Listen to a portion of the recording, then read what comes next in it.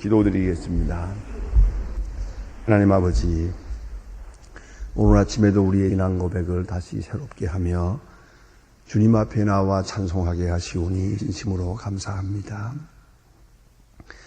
약한 자를 강하게도 하시고 이렇게 위험한 세상에 힘들게 살아가고 있지만은 소망 중에 살게 하시고 주의 영광을 찬양하며 살게 하시고 이 세상이 끝날 날이 가까워 오는 것을 보면서 또 다가오고 있는 주님의 영광과 주님의 거룩하신 약속한 세계를 바라보며 오늘도 이 자리에 모여 찬송하게 하시오니 진심으로 감사드립니다.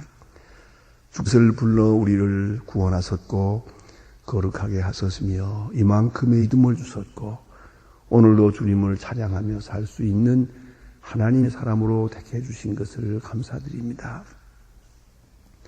많은 사람 중에 주를 믿는 사람 되게 하시고 많은 사람 중에 새벽에 기도하는 사람 되게 하시고 또한 많은 성도 중에도 주님의 사랑을 찐히 받으며 또 주를 사랑하며 오늘도 새벽을 주님 앞에 바치며 살게 해주시는 크고 올라온 은혜를 진심으로 감사드립니다.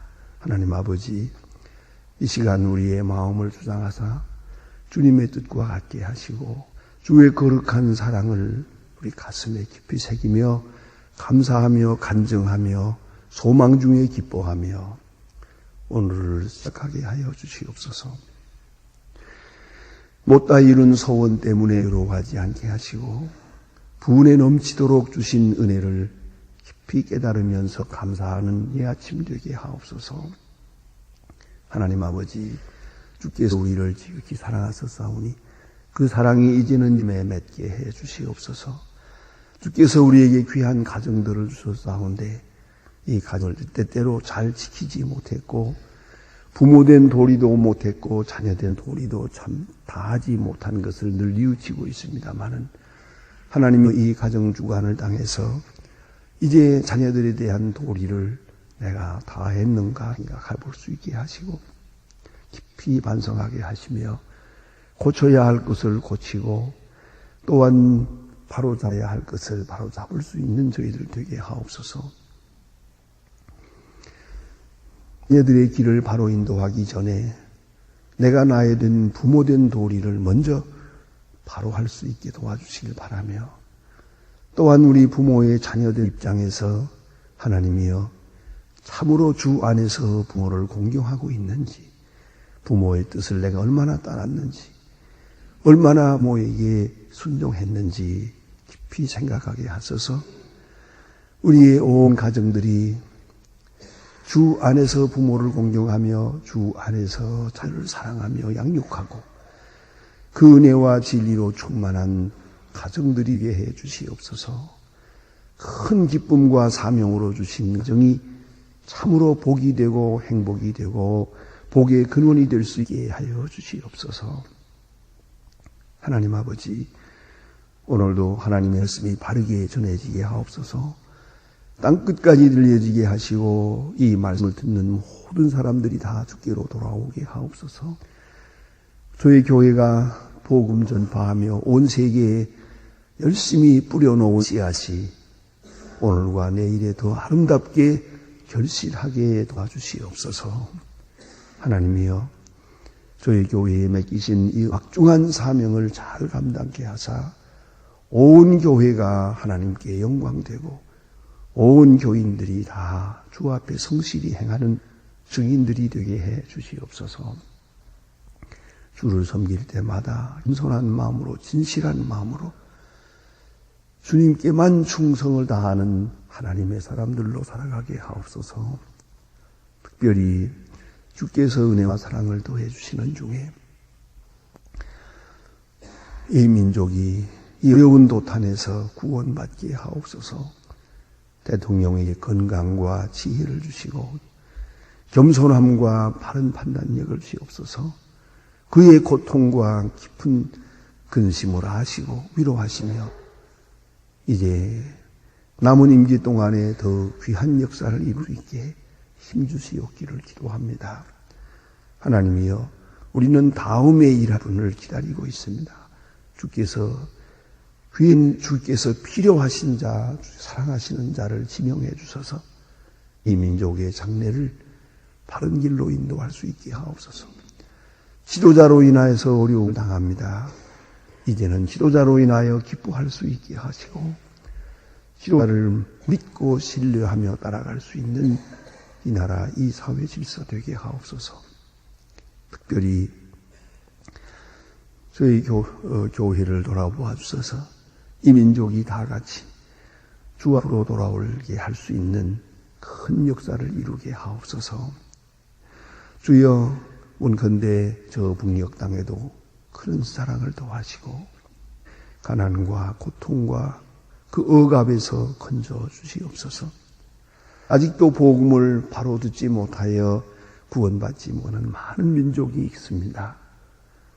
이들에게 속히 복음을 전할 수 있게 하시고 또한 귀한 역사가 나타나게 하시며 주여, 우리에게 맡기신 고아 500명을 잘 그리스도 안에서 키울 수 있게 하시고 또한 과학기술대학을 세워 북한을 복음화하는 전초기지를 만들 수 있게 하시며 이 귀한 역사를 능히 감당할 수 있도록 주의 저희들에게 모든 은사를 더하시옵소서.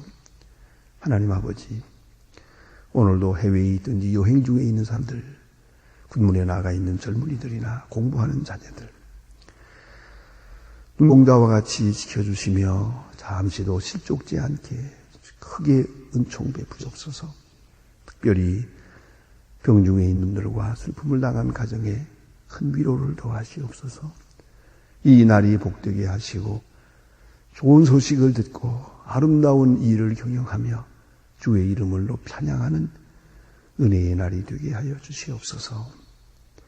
주 예수 그리스도의 이름으로 기도드립니다. 아멘. 하나님의 말씀 계속해서 우리 마가복음 13장 볼 것입니다. 마가복음 13장 계속하겠습니다. 마가복음 13장 24절로 27절까지 오늘 아침 보게 됩니다. 마가복음 13장 24절로 27절까지만 보겠습니다. 지금 다 같이 한 소리로 읽습니다. 그때에 큰 환란의 배후가 어두워지며 달이 빛을 내지 아니하며 그들이 하늘에서 떨어지며 사람 권능이 흔들리리라. 그때에 인자가 군을 타고 큰 권능과 영광으로 오는 것을 사람들이 보리라. 또 그때에가 천사들을 보내어 자기 택하신 자들 땅으로부터 하늘 끝까지 사방에서 모으리라. 아멘. 오늘 본문에 있는 말씀은 아주 짧은 간단한 말씀입니다만은 이 말씀은 너무나도 소중한 예수 그리스도에 대한 그 바른 이해를 함에 있어서 핵심되는 말씀이 옵시다. 이가 누굴까 하는 것이 아주 참 궁금스럽고 또 중요한 과제가 아닐 수 없습니다. 예수님께서 이 땅에 오셨습니다. 그리고 병을 고칠 때 우리는 예수님을 병 고치는 분으로 알았습니다. 때로 초자연적인 능력을 나타낼 때 아주 희한한 분이라고 그렇게 생각을 했습니다. 또 그가 귀한 말씀을 전할 때에 그런 훌륭한 랍비라고 보통 사람과 다르다. 보통 서기관과 바리새인과는 전혀 다르다는 것을 생각하며 또 많은 사람들이 놀라게 되었습니다. 그러나 예수 그리스도에 대해서 저들이 어디까지 이해하고 있는가? 또 예수님께서는 자기 자신을 어떻게 계시하셨는가? 그 문제가 우리에게 큰 과제가 아닐 수 없습니다. 예수님께서 자기 자신을 알리시려고 하는 것과 제자들이 예수님에 대해서 얼마나 알고 있는가, 어디까지 알고 있는가 하는 것이 중요한 문제입니다. 상당한 수준에 도달했을 때 베드로가 신앙을 고백합니다. 주는 그리스도시요 살아계신 하나님의 아들입니다 하는 고백을 합니다. 거기에 이제 예수님께서 크게 기뻐하십니다. 그만큼 수준에 도달했죠. 그러나 또 미달입니다. 예수 그리스도는 이 땅에 오셔서 이 백성들 구원하는, 이 백성들이 이 나라, 이 민족, 이스라엘, 그의 메시아만 되시는 것이 아니라는 것입니다. 그래서 예수님께서 체포되어 가지고 재판받으실 때 빌라도는 끈질기게 묻습니다. 그건 역시 자기 입장에서 묻는 겁니다. 내가 유대인의 왕이냐? 이런 정치적인 질문을 하다. 가야바는 묻습니다. 그런 제사장으로서 물어봅니다. 네가 메시아냐? 네가 그리스도냐? 하고 묻습니다. 그럴 때에 예수님께서 대답합니다. 인자가 구름을 타고 오는 것을 보리라. 오늘 본문에 있는 것입니다. 인자가 구름을 타고 오는 것을 보리라. 저들이 깜짝 놀랍니다. 인자라는 말이 나올 때 이 글자 불이는 인자입니다. 후이오스 안트로프, 사람의 아들, 그런 뜻입니다만은 그건 글자 불이하면 안 됩니다. 이스라엘의 종말론적 메시지, 종말론적인 말씀 중에 인자라는 단어는 맨 마지막에 나오는 가장 높은, 우리 인간으로서는 쉽게 이해할 수 없는 그런 존재입니다. 우리는 이 세상의 일만 자꾸 생각을 합니다. 차원을 여기다 두고 생각합니다만은 인자라는 말은 우주적이고 이 온 우주보다도 위에 있는 그런 말씀입니다. 그래서 예수 그리스도를 이해함에 있어서 제일 귀중한 단어가 둘이 있습니다. 하나가 말씀이요, 로고스, 말씀이요, 그리고 또 하나가 인자입니다. 말씀과 인자, 이 두 가지를 바로 이해한다면 기독론은 끝입니다. 제가 여러 해 동안 기독론을 강의한 일이 있었습니다. 너 예수가 누구냐? 정말 변론하십니다. 예수님 자신이 말하는 메시아, 자신과 제자들이 이해한 그리스도 어떤 차이가 있느냐? 이래서 많은 논란을 빚니다만은 요새 말로 다 웃기는 얘기입니다. 다 부질없는 얘기입니다. 오늘 본문이 아주 끝입니다. 인자가 구름을 타고 오르는 것을 보리라. 이 이상에 더 말이 없습니다. 이 한마디를 이해하면 됩니다. 그것을 이해하기 위해서 우리는 멀리 돌아갑니다. 뿌리로 돌아가서 보면은 말씀이 육신이 되어 우리 가운데 거하신 칼바르트 신학의 중심입니다. 그는 그의 저서 중에 내가 보기에는 수천 번, 수만 번 인용합니다. 로고스달스에게네토, 말씀이 육신이 되어, 말씀. 그는 영원한 말씀이다. 육신을 입어 이 땅에 잠깐 오셨다. 우리를 위하여 우리 가운데 천막을 치고 임시 거하신 것이다. 우리 가운데 거한다는 말이 천막 친다는 뜻입니다.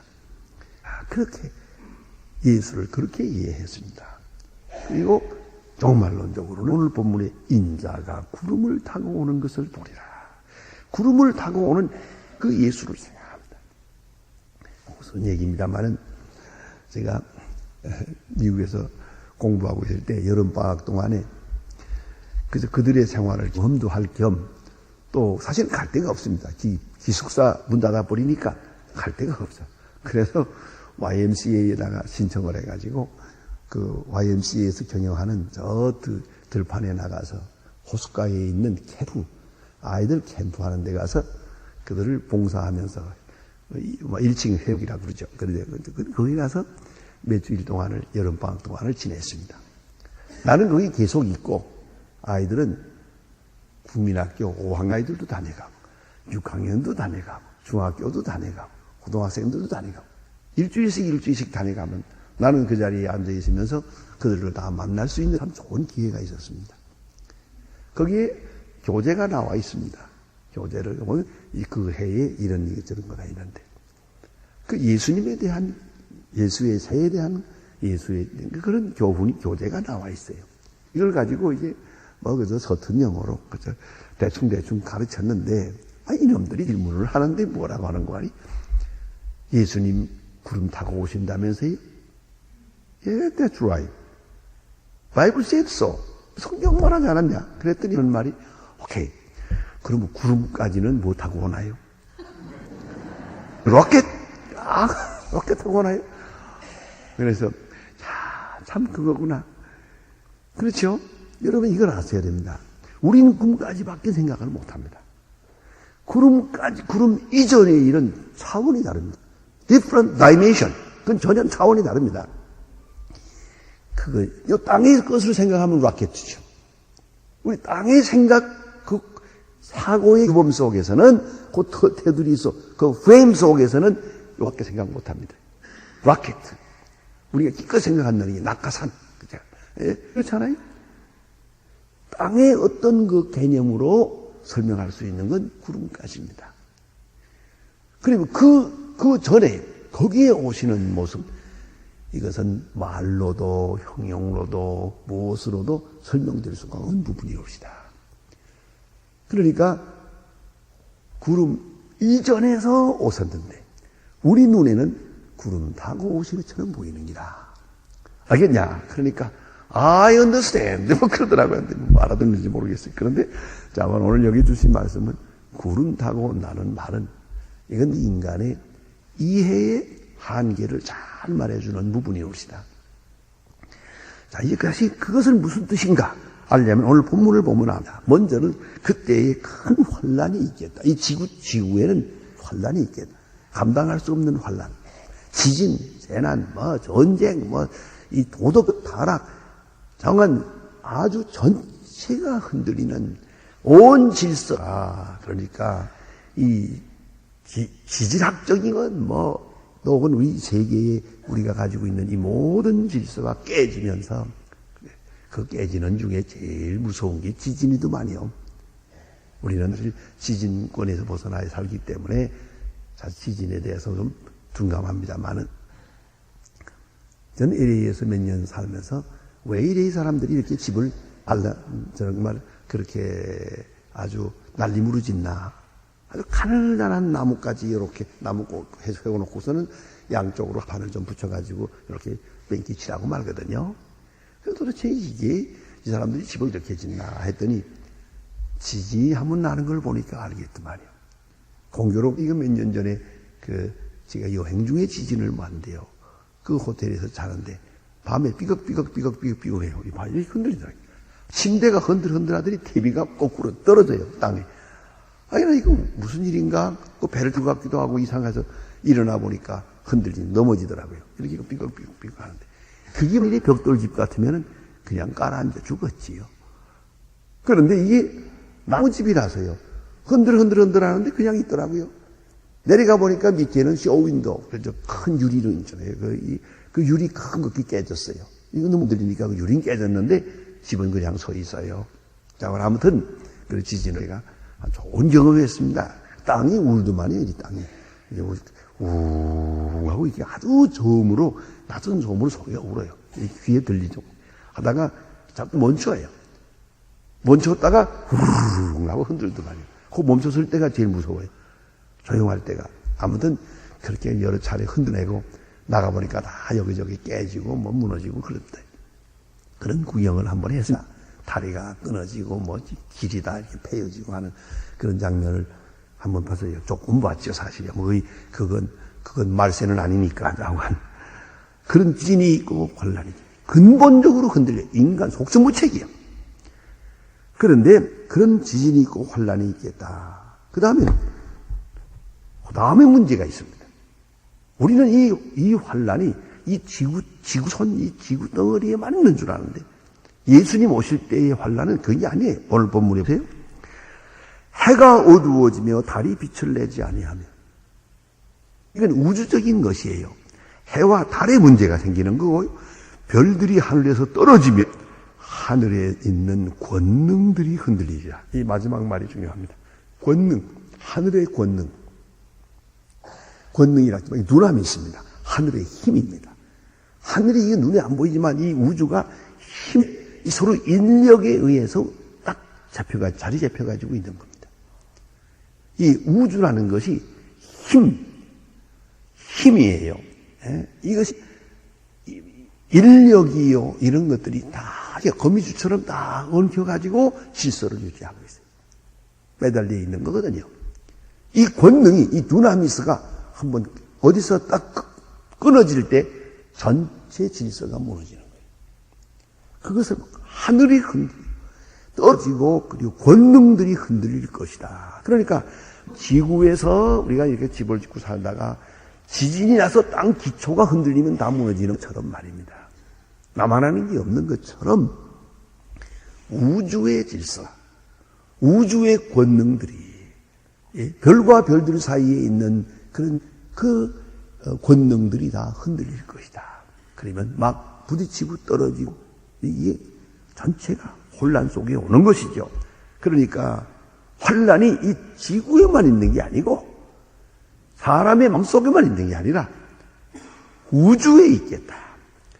이 천문학적 온 질서가 그 오랫동안 내려온 질서가 이제 깨져버리고 말겠다. 얘들 때는 아래 위가 없습니다. 소위 말하는 우리는 물질적인과 정신적인 세계를 구분합니다만은 보이는 것과 보이지 않는 세계가 그냥 통해버리고 맙니다. 그런 세상이에요. 완전히 질서가 깨질 그런 세상이 올 때 그때의 인자가 구름을 타고 오리라. 그때에 이걸 알아야 합니다. 가끔 또 그런 어려운 질문을 합니다. 지구는 문데 구름 타고 오시면 이쪽에서 오시면 저쪽에서 못 볼 텐데 그건 또 어떻게 됩니까? 우주의 질서가 무너지는 시간입니다. 그런 거로 지구가 둥다는 개념에서부터도 벗어나야 됩니다. 지구는 물질이다 하는 생각에서 벗어나야 됩니다. 태양계가 흔들리는 시간입니다. 우리가 이 지구라고 하는 흙덩어리에 올라서서 이 질서를 놓고 이 큰 우주적 사건을 판단하려고 해서는 안 됩니다. 그때 우로부터 오실 때 우리 육안으로 볼 때는 구름 타고 오시는 것처럼 오실 것이다. 다음에 그때의 천사들이 보내요. 자기 택하신 자들을 땅끝에서부터 하늘끝 사방에서 모으리라. 완전히 이 모든 사건의 중심은 택한 백성에 있어요. 이걸 잊지 말아야 합니다. 이 우주도 택한 백성을 중심해서 하나님 중심이요, 그 다음에 택한 백성 중심이라는 걸 잊지 마세요. 택한 백성은 다 이 환난 속에서도 보호될 것이에요. 택한 백성을 구원하기 위하여 이 같은 일이 있는 거예요. 이걸 잊지 말아야 합니다. 우주의 중심은 인간이에요. 인간 중에 택한 백성이에요. 택한 백성을 땅끝에서부터 모을 것이다. 다 모아드릴 것이다. 그래 공중에서 맞이할 것이다. 그 일을 위하여 이런 일들이 있을 것이다. 많은 사건. 그 사람들마다 이 시간을 이 구름 타고 오실 때 많은 사람들이 온 세계에서 모여드는 그런 장면을 어떻게 그림으로 그려보려고 여러 가지로 상상해서 그림을 많이 그려봅니다. 그런 그림이 얼마나 수없이 많습니다. 한번 여러분 상상을 해보세요. 이 지구덩어리가 이렇게 막 녹아지고 체질이 깨지고 우주가 흔들릴 때 주님이 저기서 오시고 구름을 타고 오시는 것처럼 보이고 그리고 만국 백성들이 택한 백성들이 주 앞으로 들리고 올라갈 것이다. 거기는 육체입니까? 정신입니까? 영입니까? 혼입니까? 그걸 물을 필요가 없어요. 새로운 생명의 세계니까요. 새로운 사원에 그것을 단적으로 상징적으로 예표적으로 확실하게 보여준 하나의 사건이 바로 예수님의 부활입니다. 예수님께서 부활하셨습니다. 그 부활 첫 열매입니다. 그 부활 사건이라고 하는 것을 통해서 이 같은 엄청난 우주적인 미래를 우리가 전망하게 됩니다. 오실 것이 우리가 다 주님의 부하신 몸과 같은 몸으로 변화될 것이요. 공중에서 맞이할 것이요. 끝에서부터 모을 것이다. 어디서든지 어디에 있든 상관없어요. 주의 백성을 다 모을 것이다. 공중에서 맞이하게 될 것이다. 자, 이제 생각합니다. 바로 이 같은 믿음, 이 같은 기독론, 이 같은 종말론을 확실하게 믿고 있었기에 이것이 믿어져 이 믿음에 틀림이 없기. 그런 거로 예수님의 제자들은 아주 쉽게 순교할 수 있었던 거예요. 초대교회 교인들이 그 많은 환란 속에서 어연하게 순교할 수 있었던 것은 바로 이 시간을 바라보기 때문에 이 같은 믿음을 가지고 있었기 때문에 우리가 이 세상에서 오래 살고 잘 살고 뭐라고 해봐야 아무 의미가 없는 거예요. 여기에 초점을 맞춰야죠. 이 택한 백성, 이 나팔 불 때 주님 앞에 불리움을 받아야겠는데 여기서 낙제가 된다면 어떻게 되겠습니까? 그건 아무 소용없는 거예요. 우리가 부짓는 작은 일, 세상의 일, 이러고 저러고 그럴 것이 아닙니다. 이 앞에 있는 이 주님이 보여주시고 성경이 말씀하시는 그 그리스도를 바라보면서 오늘을 살아야 할 것입니다. 그래서 예수를 이해할 때는 말씀으로서의 예수, 그리고 인자가 구름을 타고 오시는 그 예수, 그분에게 항상 점을 맞추고 그 시간을 생각하며 사는 것이요. 사도 바울은 그래서 말하다. 그리스도의 날에, 입버릇처럼 말합니다. 그리스도의 날에 너희는 나의 자랑이 되고 나는 너희 자랑이 되리라. 그리스도의 날에 이러할 것이다. 그것이 바로 우리 신앙의 성경이 말씀하는 교리의 핵심입니다. 기도하십시다.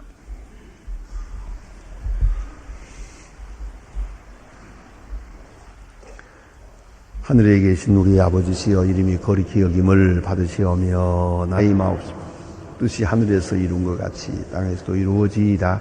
오늘날 우리에게 이런 양식을 주옵시고 우리가 우리에게 죄 지은 자를 사해 준 것 같이 우리 죄를 사해 주옵시고 우리를 시험에 들게 하지 마옵시며 다만 악에서 구하옵소서. 나라와 권세와 영광이 아버지께 영원히 있사옵나이다. 아멘.